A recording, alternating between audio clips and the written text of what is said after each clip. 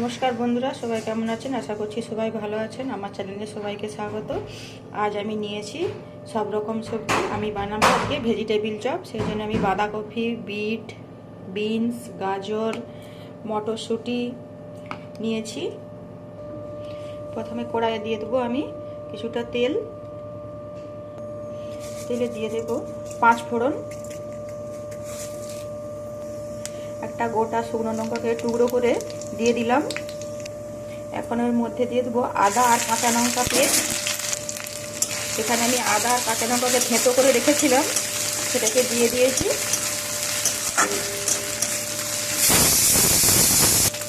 সব কিছুকে একটু ভেজে নেব। এখন এর মধ্যে দিয়ে দেবো কেটে রাখা বিনস।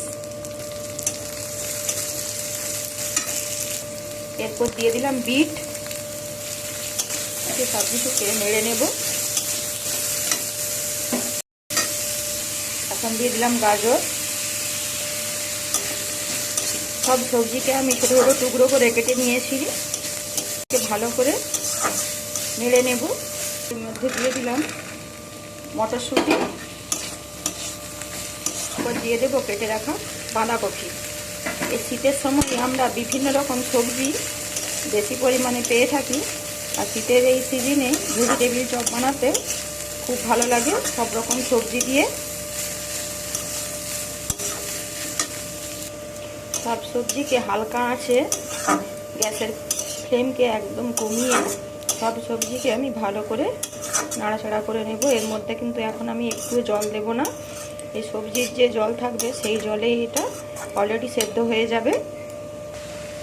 এটাকে ভালো করে নাড়াচাড়া করে সেদ্ধ করে নেব। এখন এর মধ্যে আমি কিছু শুকনো মশলা দেবো। দিয়ে দিলাম লঙ্কা গুঁড়ো, দিয়ে দিচ্ছি ধনে গুঁড়ো, আর দিয়ে দেব জিরে গুঁড়ো, দিয়েছি অল্প একটু হলুদ গুঁড়ো। দিয়ে সব কিছুকে ভালো করে আবারও নেড়ে চেড়ে মিক্স করে নেব। মশলার সাথে ভালো করে মিশিয়ে নেব। এদিকে আমি একটা তড়কা প্যান বসিয়ে দিয়েছি। একটা মশলা তৈরি করে নেব। দিয়ে দেব অল্প একটু দারচিনি, 2টা এলাচ, কয়েকটা গোলমরিচ, 1 চামচ মৌরি, 1 চামচ জিরা দিয়েছি। দিয়ে সব কিছুকে ভালো করে ভেজে নেব। এই ভাজা মশলাটা দিলে স্বাদ আরো অনেক বেড়ে যাবে। হয়ে গিয়েছে মশলাটাকে আমি এখন ঠান্ডা করে নেব। এদিকে সবজিও আমার সেদ্ধ হয়ে গিয়েছে। এই দেখুন বন্ধুরা, খুন্তিয়ে করে একটুখানি চাপ দিলেই কেটে যাচ্ছে। এখন এর মধ্যে আমি দিয়ে দেবো আমি সেদ্ধ করে রেখেছিলাম আলু, সেটা দিয়ে দেব। আলু 3টে সেদ্ধ করে রেখেছিলাম, 3টে আলুকে দিয়ে দিলাম। দিয়ে সব কিছুকে একসাথে মিক্স করে নেব। আলু দিয়ে আমি সব কিছুর সাথে একবারে মিক্স করে নিয়েছি। এভাবে করে আপনারাও মিক্স করে নেবেন। এখন যে মশলাটা তৈরি করে রেখেছিলাম সেই মশলাটা একটা ছোট হামানদিস্তার মধ্যে নিয়ে নিচ্ছি। এটাকেও আমি এভাবে করে কুটে নেব। একদম ফাইন হয়ে যাবে, ফাইন পেস্ট না বানিয়ে একটু একটু গোটা গোটা থাকবে সেরকমভাবে আমি গুঁড়ো করে নিয়েছি। তো এই মশলাটাকে আমি এখন দিয়ে দেব। মশলাটাকে এর মধ্যে আমি দিয়ে দিলাম। এখন এর মধ্যে আমি দিয়ে দেবো পরিমাণ মতো লবণ আর অল্প একটু চিনি। দিয়ে সব কিছুকে ভালো করে মিক্স করে নেব।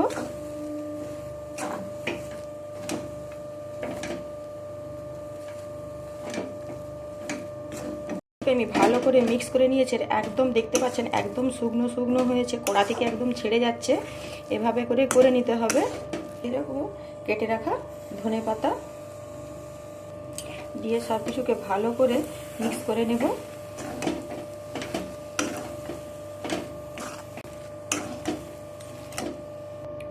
এখন এটাকে একটা থালাতে নামিয়ে নেব, নিয়ে ঠান্ডা করে নেব।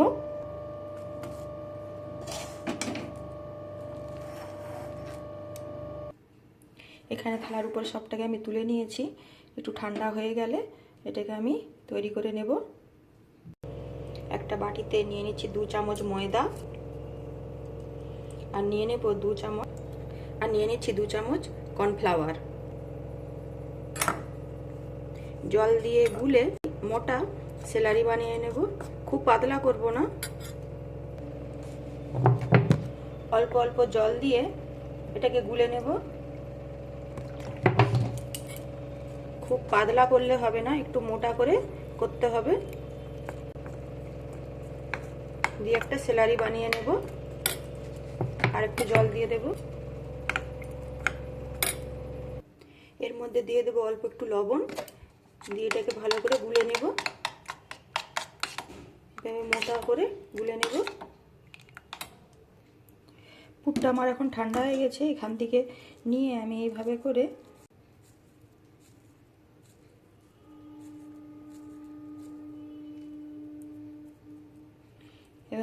সবগুলোকে তৈরি করে নেব। এইভাবে করে সবগুলোকে আমি তৈরি করে নিচ্ছি। আমি সবগুলোকে তৈরি করে নিয়েছি। এখান থেকে একটা করে ভেজিটেবিল চপ নেব। ব্রেড গামসের উপরে দিয়ে দেবো, দিয়ে উপর থেকে এভাবে করে ছড়িয়ে দেব ব্রেড গামস। ভালো করে কোট করে নেব। এতে করে আপনার হাতে একটুও লাগবে না, খুব সুন্দর হয়ে যাবে।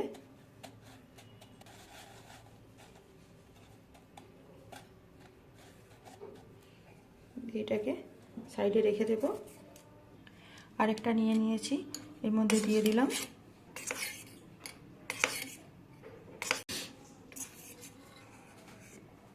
কাঁটা চামচে করে দিয়ে এখানে ব্রেড গামসে দিয়ে দিলাম।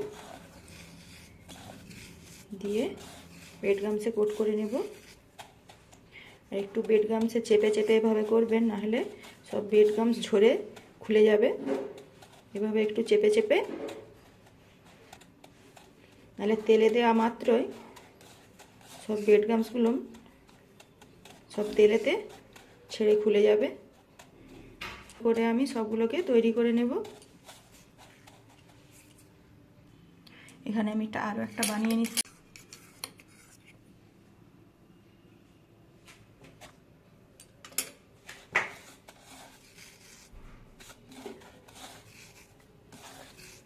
ব্রেড গামসে কোট করে নেব। আর এই ব্রেড গামসটা আমি বাড়িতে বানিয়েছি।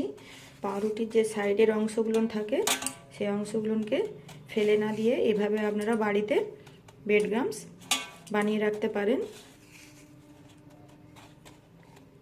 এভাবে করে চেপে চেপে একটু করে নিতে হবে। এখানে আমি কড়াই দিয়ে দিচ্ছি সরষের তেল। আপনারা চাইলে সাদা তেলেও ভাজা করতে পারেন। আর তেলটাকে আমি ভালো করে গরম করে নিয়েছি। এর মধ্যে একটা করে আমি দিয়ে দেব।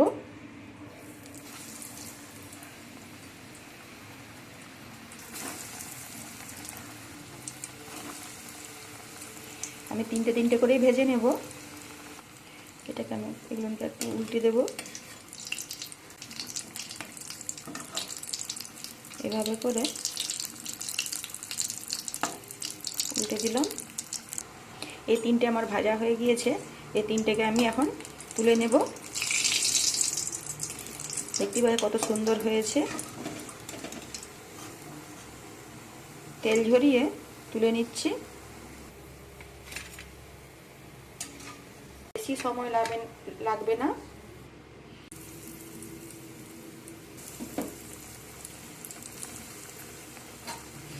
এই তিনটেকেও আমি ভেজে নিচ্ছি। এই তিনটেকেও আমি উল্টে দিয়েছি এক সাইডটা। এই তিনটেও আমার হয়ে এসেছে। এই তিনটেকেও আমি এখন তুলে নেব। আর কত সুন্দর হয়েছে দেখুন বন্ধুরা। এভাবে করে আপনারা বাড়িতে ভেজিটেবিল চপ বানিয়ে নিতে পারেন।